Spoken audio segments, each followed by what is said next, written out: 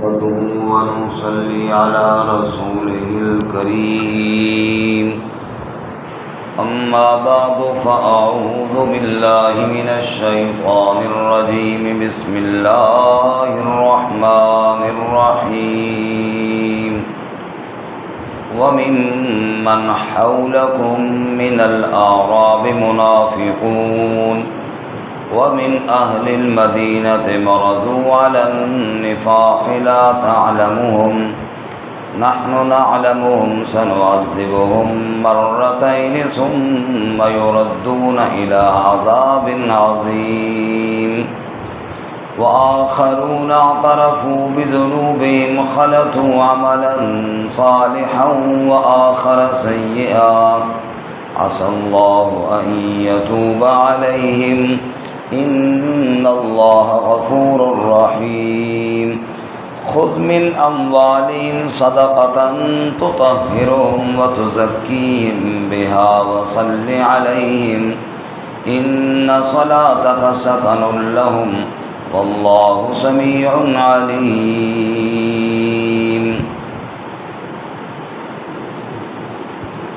وممن حولكم من الأعراب منافقون اور بعض تمہارے ارد گرد اعرابیوں میں سے منافق ہیں ومن اہل المدینہ مرضوا علی النفاق اور اہل مدینہ میں سے بھی بعض تلے ہوئی ہیں نفاق پر لا تعلمهم آپ نہیں جانتے ان کو نحن نعلمهم ہم جانتے ہیں ان کو سنعذبهم مرتين ان قریب ہم انہیں عذاب دیں گے دگنا ثم يردون الى عذاب عظیم پھر وہ لوٹائے جائیں گے بڑے عذاب کی جانب وآخرون اعترفوا بذنوبهم اور کچھ اور ہیں جنہوں نے اعتراف کر لیا اپنے گناہوں کا خلطوا عملا صالحا وآخر سیئا جنہوں نے ملائے اچھے عمل اور دوسرے برے بھی عسى اللہ ان یتوب علیہم امید ہے کہ اللہ تعالیٰ ان پر رجوع فرمائے گا ان اللہ غفور رحیم بے شک اللہ تعالیٰ بخشنے والا رحم کرنے والا ہے خذ من اموالهم صدقة تطهرهم وتزكيهم بها آپ لے لیجئے ان کے مالوں میں سے صدقہ جو پاک کرے گا ان کو اور تزکیہ ہو جائے گا ان کا اس کے ذریعے وصل علیہم اور دعا دیجئے ان پر ان صلاتک سکن لہم بے شک آپ کی دعا ان کے لیے سکون کا باعث ہوگی واللہ سمیع علیم اور اللہ تعالیٰ سننے والا علم رکھنے والا ہے الم یعلموا ان اللہ هو یقبل التوبۃ عن عبادی کیا وہ جانتے نہیں ہیں کہ بے شک اللہ تعالیٰ وہی توبہ قبول کرتا ہے اپنے بندوں سے وَيَأْخُذُ الصَّدَقَاتِ اور صدقات بھی لیتا ہے وَأَنَّ اللَّهَ هُوَ التَّوَّابُ الرَّحِيمُ اور بے شک اللہ تعالیٰ وہی توبہ قبول کرنے والا رحم کرنے والا ہے سبحان ربک رب العزت عما یصفون وسلام علی المرسلین والحمد للہ رب العالمین اللهم صل على محمد وعلى آل محمد كما صليت على إبراهيم وعلى آل إبراهيم إنك حميد مجيد اللهم بارك على محمد وعلى آل محمد كما باركت على إبراهيم وعلى آل إبراهيم إنك حميد مجيد معزز سامعین سورۃ التوبہ کا 13واں رکوع آیات نمبر 101 سے لے کر 104 تک آپ کے سامنے تلاوت کی ہیں۔ اللہ رب العزت ان کے مطابق صحیح بیان کی توفیق عطا فرمائے اور ہمیں قرآن و سنت پر عمل کرنے کی توفیق عطا فرمائے۔ گزشتہ سبق میں صحابہ کرام رضوان اللہ تعالی علیہم اجمعین کی عظمت، خصوصاً سابقون الاولون جو سبقت کرنے والے تھے، پہل کرنے والے، چاہے وہ مہاجرین میں سے ہوں چاہے انصار میں سے ہوں، اور اسی طرح پھر ان کی اتباع کرنے والے، اللہ نے فرمایا اللہ ان سے راضی ہے اور وہ اللہ سے راضی ہیں، اور اللہ تعالیٰ نے ان کے لیے باغات جن کے نیچے نہریں بہتی ہوں گی وہ تیار رکھے ہیں، اور ہمیشہ ہمیشہ ان باغات میں رہیں گے، اور یہ بہت بڑی کامیابی ہے۔ اور آج کی سبق میں فرمایا کچھ آپ کے ارد گرد منافقین بھی ہیں دیہاتوں میں، جو بظاہر کلمہ پڑھ لیتے ہیں لیکن اندر ان کے نفاق ہے۔ اسی طرح مدینہ میں بھی بعض پکے منافقت پر تلے ہوئے ہیں جن کو اللہ تعالیٰ جانتا ہے، ان کے لیے دردناک عذاب ہے، ان کے لیے بڑا عذاب ہے، دنیا میں ذلت ہے، آخرت میں جہنم کا عذاب ہے۔ اور اس کے علاوہ کچھ وہ لوگ بھی ہیں جن سے غلطیاں ہوئی ہیں، منافق نہیں ہیں لیکن غلطیاں ہوئی ہیں، اپنی غلطیوں کا اعتراف انہوں نے کیا ہے، اللہ ان کو معاف فرما دے گا، توبہ کا دروازہ کھلا ہوا ہے۔ لیکن منافقت جو ہے یہ بڑی خطرناک چیز ہے۔ غلطی انسان سے ہو جاتی ہے، گناہ ہو جاتا ہے، لیکن اس کے بعد اگر اپنی غلطی کو بندہ تسلیم کر لے اور اللہ تعالیٰ سے اپنی غلطی کی معافی مانگے تو توبہ کا دروازہ تو اس نے ہر وقت کھولا ہوا ہے، بڑے بڑے مجرموں کو وہ معاف کر دیتا ہے، صرف منافقت نہیں ہونی چاہیے۔ ارشاد فرماتے ہیں وَمِمَّنْ حَوْلَكُمْ مِنَ الْأَعْرَابِ مُنَافِقُونَ، اور تمہارے ارد گرد بعض اعرابیوں میں سے، دیہاتیوں میں سے منافق بھی ہیں، آپ کے مدینہ کے ارد گرد رہتے ہیں، آپ سے ملتے بھی ہیں لیکن ہیں منافق۔ وَمِنْ أَهْلِ الْمَدِينَةِ مَرَضُوا عَلَى النِّفَاقِ، اور مدینہ والوں میں سے بھی بعض مرضو جو ڈٹ چکے ہیں، جو تول چکے ہیں نفاق پر، رہتے مدینہ میں ہیں، نبی صلی اللہ علیہ وسلم کے شہر میں رہتے ہیں، حالت یہ بدبختوں کی کہ منافقت پر تلے ہوئی ہیں اور منافقت پر ڈٹے ہوئے ہیں۔ معلوم ہوا جب تک انسان کی نیت ٹھیک نہ ہو، ارادہ دل کا اپنا درست نہ ہو، چاہے کتنے ہی اچھے ماحول میں کیوں نہ پھرتا رہے، نفاق اندر سے نہیں جاتا۔ نبی پاک صلی اللہ علیہ وسلم کے شہر میں رہتے، نبی پاک صلی اللہ علیہ وسلم کے پاس محفل میں آتے، اللہ فرماتے ہیں نا سورۃ المائدہ میں کہ بعض لوگ میرے نبی آپ کی محفل میں آتے ہیں فَقَدْ دَخَلُوا بِالْكُفْرِ وَهُمْ قَدْ خَرَجُوا بِهِ، جب آئے تھے تو کفر ساتھ لائے تھے، جب واپس گئے تو اسی طرح کافر کے کافر ہی واپس گئے، کچھ فائدہ نہ ہوا، اس لیے کہ وہ اس نیت سے آئے ہی نہیں تھے، وہ سیکھنے کے لیے، کوئی سمجھنے کے لیے، کوئی ایمان لانے کے لیے نبی صلی اللہ علیہ وسلم کی عزت احترام کو دل میں لے کر آئے ہی نہیں تھے، تو لہذا محفل میں بیٹھے بھی، آپ صلی اللہ علیہ وسلم سے بات سنا بھی، لیکن فائدہ کچھ بھی نہیں ہوا۔ اللہ میں اخلاص نصیب فرمائے، آمین۔ اس لیے فرماتے ہیں وَمِنْ أَهْلِ الْمَدِينَةِ مَرَضُوا عَلَى النِّفَاقِ، مدینہ میں والوں میں سے بھی تلے ہوئی ہیں نفاق پر۔ ابو جہل کو آپ دیکھ لیجیے کہ حدود حرم میں رہتا ہے اور بیت اللہ کا بالکل پڑوسی ہے، لیکن ہے ابو جہل نبی پاک صلی اللہ علیہ وسلم کا دشمن، دین کا بڑا دشمن۔ تو صرف جگہ میں رہنے کے ساتھ بات نہیں بنتی، بات تو یہ ہوتی ہے کہ ایمان اور دل کی جگہ جب صاف ہو تو مسئلہ تو تب بنتا ہے۔ دل صاف نہیں ہے، دل کے اندر نفاق ہے، دل کے اندر بے ایمانی ہے، چاہے مدینہ میں رہے چاہے کوئی مکہ میں رہے۔ کسی نے بڑا خوبصورت کہا نا، عشق مصطفیٰ جس کے سینے میں نہیں وہ مدینے میں رہ کے بھی مدینے میں نہیں، محبت مصطفیٰ جس کے سینے میں نہیں وہ مدینے میں رہ کے بھی مدینے میں نہیں، اور محبت مصطفیٰ جس کے سینے میں ہے وہ مدینے میں نہ ہو تب بھی مدینے میں ہے۔ اگر دل کے اندر آپ صلی اللہ علیہ وسلم کی اتباع اور دین کی محبت ہے تو مدینے میں نہ ہو پھر بھی مدینے میں ہے، لیکن اگر وہاں رہے اور پھر بھی دل کے اندر منافقت نہ جائے کیا فائدہ ہو سکتا؟ اس لیے فرمایا وَمِنْ أَهْلِ الْمَدِينَةِ مَرَضُوا عَلَى النِّفَاقِ، اہل مدینہ میں سے بھی بعض منافقت پر تل چکے ہیں، لا تعلمهم، آپ ان کو نہیں جانتے، کیونکہ منافق آدمی کو کون جانتا ہے؟ اللہ کے بغیر۔ اسے اگر سمجھے نحن نعلم، ہم جانتے ہیں، اللہ فرماتے ہیں آپ ان کو نہیں جانتے، ہم ان کو جانتے ہیں، کیونکہ دلوں کے راز جاننے والا صرف کون ہے؟ اللہ۔ دل دریا سمندروں ڈونگے کون دلانیاں جانے ہو، دلوں کو تو اللہ ہی جانتا ہے۔ فرمایا سنعذبهم مرتين، ان کو ہم دگنا عذاب دیں گے، 2 مرتبہ یعنی دگنا، ایک تو کفر کا، دوسرا کفر چھپانے کا۔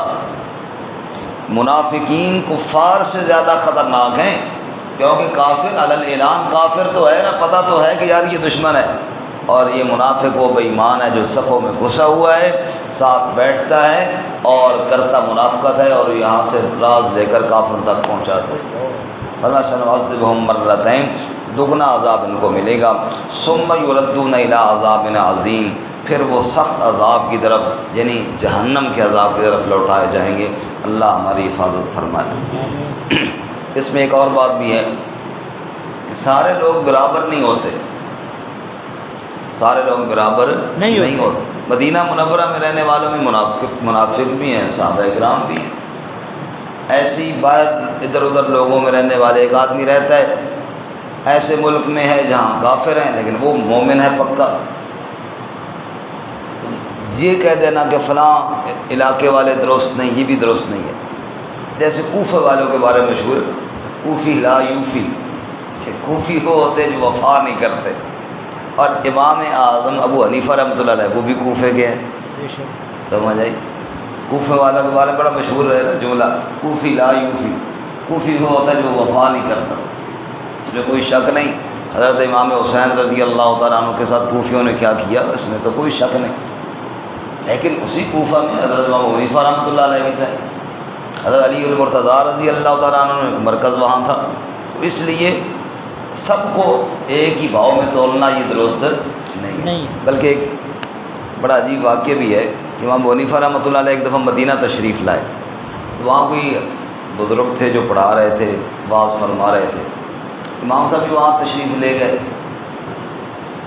وہ دعا سلام ہوئی، پوچھا کہاں سے آئے ہو؟ کہا کوفے سے آیا ہوں۔ تو کہا اچھا جہاں کی منافقت بڑی مشہور ہے؟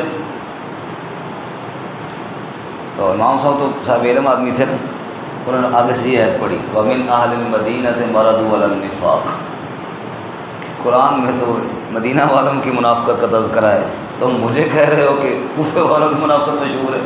وہ پٹ کر لیں اچھا آپ ابو حنیفہ تو نہیں ہے؟ کہا میں سمجھ گیا کہ یہ جو جواب دیا نا فٹ ایسا زبردست کہ مجھے خاموش کر دیا، یہ ابو حنیفہ ہی کر سکتا ہے۔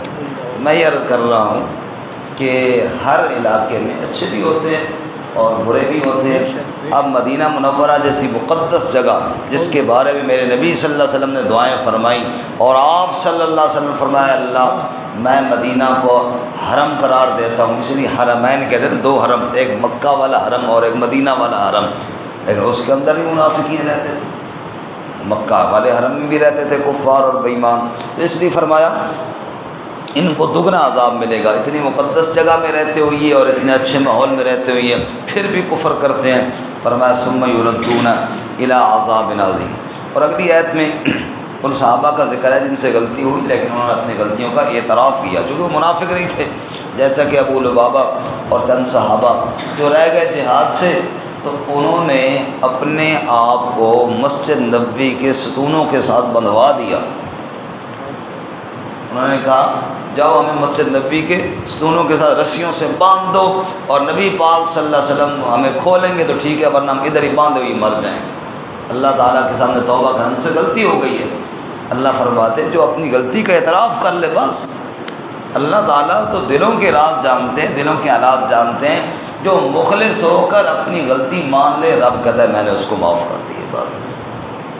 وآخرون اعترفوا بذنوبہم، اور کچھ اور لوگ بھی ہیں جنہوں نے اعتراف کر لیا اپنی غلطیوں کا، خلطوا عملا صالحا وآخر سیئا، جنہوں نے ملائے نیک اعمال اور کچھ برے بھی، کچھ غلطیاں بھی ہو گئیں، نیک اعمال بھی کرتے تھے، لیکن کیا فرمایا؟ اعتراف کر لیا اپنی غلطیوں کا۔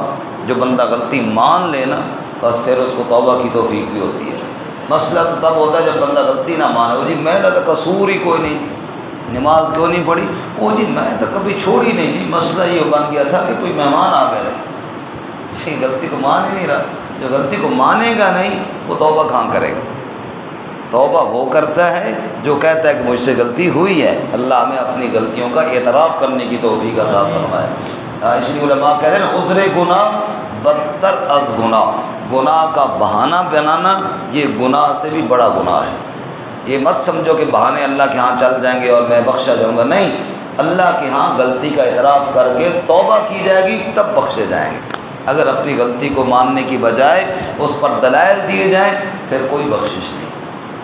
منافقین دلائل دیتے تھے، مخلصین مان کر توبہ کر لیتے تھے بس۔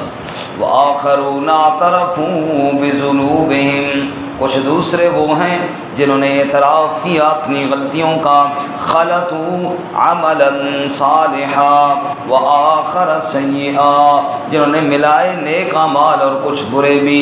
عسى اللہ ان یتوب علیہم، امید ہے کہ اللہ ان پر رجوع فرمائے گا، یعنی اللہ ان کی توبہ کو قبول فرمائے گا۔ کیوں؟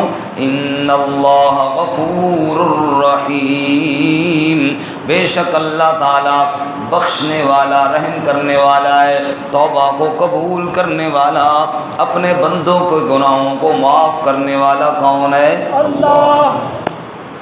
اب یہ لوگ جن سے غلطی ہوئی اور اعتراف کیا، فرمایا اب یہ ان کو اللہ نے معاف کر دیا۔ اس سے پہلے ہم پڑھ چکے ہیں کہ منافقین اگر صدقہ خیرات دیں بھی صحیح تو مت قبول کرو۔ منافقین صدقہ خیرات پیش کریں تو اللہ اپنے نبی کو فرماتے ہیں، محمود صاحب بیٹھے ہو، چھپ کے بیٹھے ہو، چاچے اور علی سنت پہ عمل کر رہے ہو، تو فرمایا منافقین اگر صدقہ خیرات دے بھی صحیح تو ان کا قبول نہ کرو۔ اللہ تعالیٰ ان کو کہہ دیجیے میرے نبی صلی اللہ علیہ وسلم کہ تمہارا صدقہ لینے کی مجھے اللہ نے اجازت نہیں دی، جاؤ اپنے پاس رکھو۔ اب فرمایا یہ لوگ جن سے غلطی ہوئی، اب رہ تو یہ بھی پیچھے گئے تھے، جیسے منافقین نہیں گئے نبی پاک کے ساتھ جہاد میں، یہ بھی نہیں گئے، لیکن منافقین نے بہانے بنائے، ان کو اللہ نے فرمایا کہ ان کا صدقہ آئندہ قبول نہیں کرنا۔ اب یہ جو تھے جنہوں نے غلطی مان لی، فرمایا ان کا صدقہ بھی قبول کرو، ان کو دعائیں بھی دو، ان سے میں بھی راضی ہوں، میرے نبی تو بھی راضی ہو۔ اس نے فرمایا خذ من اموالہم صدقہ، لے لیجیے ان کے مالوں میں سے صدقہ۔ یہ جو غلطی مان چکے ہیں، توبہ کر چکے ہیں، اب ان سے راضی ہوں، ان کا صدقہ قبول کر لیجیے۔ تو طہرہم وتزکیہم بہا، صدقہ جس مال سے دیا جائے وہ مال بھی پاک ہو جاتا ہے، دینے والے کا دل بھی پاک ہو جاتا ہے۔ تو طہرہم، مالوں کو بھی صدقہ پاک کرتا ہے اور دل کا تزکیہ بھی ہو جاتا ہے، وہ بھی پاک ہو جاتا ہے۔ اے میرے محبوب صدقہ لے لیجئے ان سے، انہوں نے توبہ کر لی ہے اور توبہ کے ذریعے ان کی غلطیاں اور ان کے قصور اللہ تعالیٰ نے معاف فرما دیے ہیں، اور مال کے ذریعے، مال صدقہ خیرات دینے کے ذریعے ان کا مال پاک بھی ہو جائے گا، وَتُزَكِّيهِمْ بِهَا، دل کا تزکیہ بھی ہو جائے گا، وَصَلِّ عَلَيْهِمْ، اور میرے محبوب صدقہ لینے کے بعد ان کو دعا بھی دے دیجئے، إِنَّ صَلَاتَكَ سَكَنٌ لَهُمْ، میرے محبوب تیری دعا ان کے دل کے سکون کا باعث بنے گی۔ ہون سبحان اللہ، سبحان اللہ، ہون سبحان اللہ، ٹہل پڑے صابر صاحب جا گئے ہو جی؟ ادھر تک کو بھی صحیح ساڑھے خفے ہو، رات کو آپ نے قاضی صاحب سے بدلہ لیا، ابھی بس ادھار نہیں چھوڑا آپ نے بھی۔ ان صلاتک سکن لہم، بے شک تیری دعا میرے محبوب ان کے لیے سکون کا باعث ہوگی۔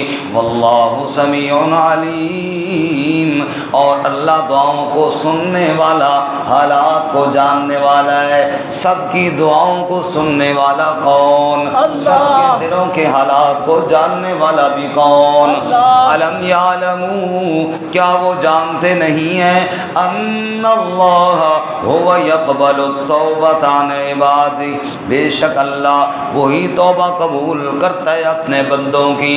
جو بھی خطا کار، جو بھی سیاکار اپنے گناہوں کی گٹھڑی لے کر رب کی بارگاہ میں آ جائے اور درخواست کرے اور کہے یا اللہ بردرآمد بندے بگریختہ، آبروئے خود بیخیاں ریختہ، مغفرت دارد امید از لطف تو، زیاں کے خود فرمود لا تقنطوں، اے اللہ تیرے دربار پر اس طرح آ گیا ہوں جس طرح کسی کا غلام بھاگ جائے اور پھر رسوا ہو جائے، پلٹ کر واپس مالک کے در پر آ جائے، پاؤں میں گر جائے اور معافی مانگے اور کہے تیرا گھر چھوڑ کر گیا تھا، جہاں گیا ہوں ماری پڑی ہے، اب واپس تیرے دربار میں آ گئے، تیرے گھر میں آ گیا ہوں۔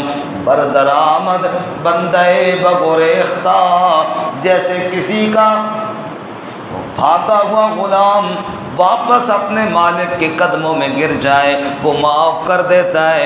اے میرے ربا میں تو تیرا بندہ تھا، غلامی سے بھی آگے درجہ تھا میں تھا، اور پھر میں تجھے ناراض کر کے کہیں اور چلا گیا تھا، اب واپس پلٹ کر آ گیا ہوں تیرے دربار پہ، تو نہیں معاف کرے گا تو کون معاف کرے گا؟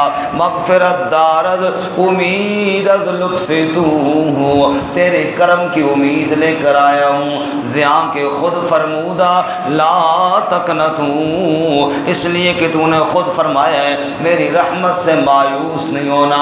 وَمَن يَغْفِرُ الذُّنُوبَ إِلَّا اللَّهُ، اللہ نہیں معاف کرے گا تو کون معاف کرے گا؟ تو نہیں کرم کرے گا تو کون کرے گا؟